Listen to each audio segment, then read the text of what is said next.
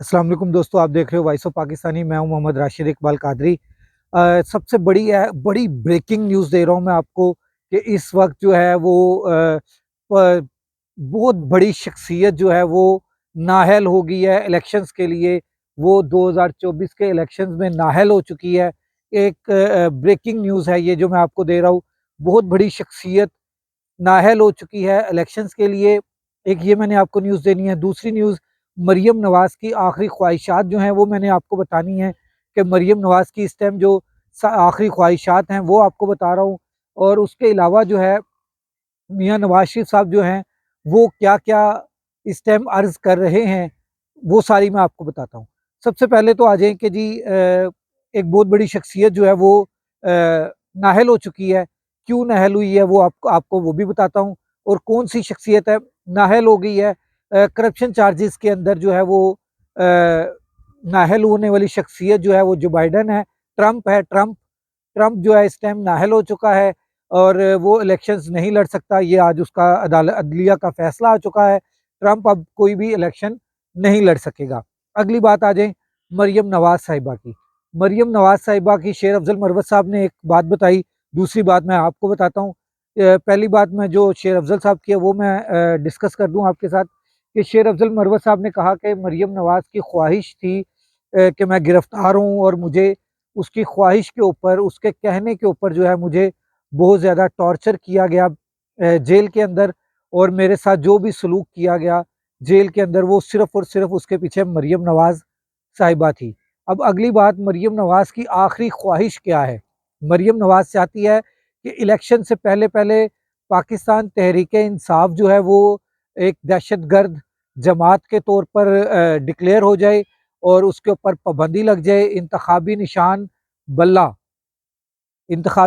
बल्ला जो है वो इससे ले लिया जाए और इमरान खान को जो है इलेक्शन से पहले पहले हर सूरत में सज़ा जो है वो सुना दी जाए। अब होना क्या है या होने क्या जा रहा है, मैं आपको वो बताने लगा हूँ कि होने क्या जा रहा है। होने ये जा रहा है कि इलेक्शन से पहले इमरान खान बाहर आएगा। मरियम नवाज की ख्वाहिश के उलट होने लगा है। मरियम नवाज की ख्वाहिश है कि इलेक्शन से पहले बल्ले का इंतखाबी निशान जो है वो किसी और को मिल जाए जो खैबर पख्तूनख्वा में क्लीन स्वीप के दावे कर रहा है उसको। मगर वो क्लीन स्वीप ज़रूर होगा, उसको क्लीन स्वीप कर दिया जाएगा कि वो बेचारा अपनी सीट भी हार जाएगा। उसके बाद मौलाना फजलुर रहमान साहब भी अपनी सीट हारते हुए नजर आ रहे हैं उसके अंदर। अब मरियम नवाज की ये ख्वाहिश जो है बल्ले की, ये भी पूरी होती हुई दिखाई नहीं दे रही। इंतखाबी निशान बल्ला जो है पाकिस्तान तहरीक इंसाफ को वापस मिल जाएगा, हर सूरत में मिलेगा। और ये मैं आज आपको ब्रेकिंग न्यूज़ बता रहा हूँ। और सबसे बड़ी ब्रेकिंग न्यूज़ मैं आपको बताने लगा हूँ कि साइफर केस जो है वो खत्म होने लगा है। वो खत्म होने लगा है साइफर केस।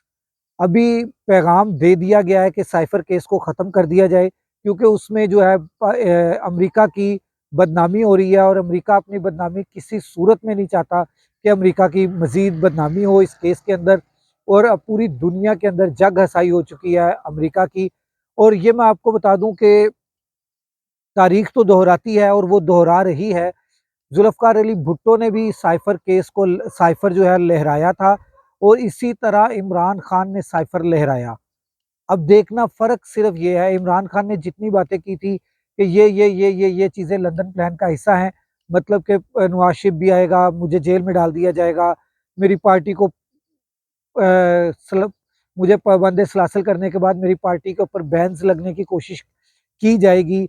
इन तमाम वजूहात के बाद भी मैं मेरी पार्टी जो है वो इलेक्शंस जीत जाएगी और पाकिस्तान तहरीक इंसाफ ही इक़्तिदार बनाएगी।